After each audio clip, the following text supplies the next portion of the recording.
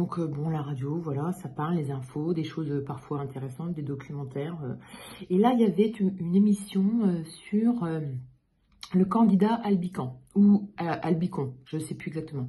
Candidat, donc une émission plutôt médicale, qui parlait de cette bactérie, voilà, qui se loge donc dans les parties intimes féminines, qui se nomme aussi mycose d'ailleurs. Du coup, forcément, ça fait référence dans mon métier à recrutement, candidature. Bon, c'est tout. Là, je vais creuser un peu la question pourquoi ça s'appelle candidat, mais je trouve ça, en tout cas, l'association de candidat et albicon, c'est assez exotique en fait. Hein, exotique. Alors c'est vrai que la réalité qu'il y a derrière, qui plutôt se nomme plus communément mycose.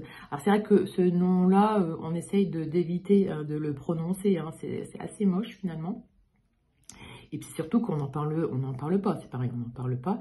Alors moi, c'est vrai que quand j'entends cette émission, je découvre du vocabulaire déjà.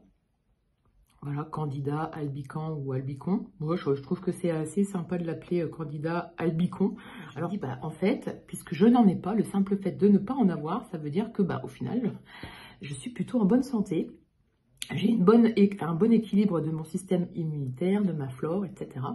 Donc, du coup, c'est une bonne nouvelle. Voilà, tout simplement pour dire que voilà, j'apprends des bonnes nouvelles aussi par le fait que je n'ai pas certains symptômes.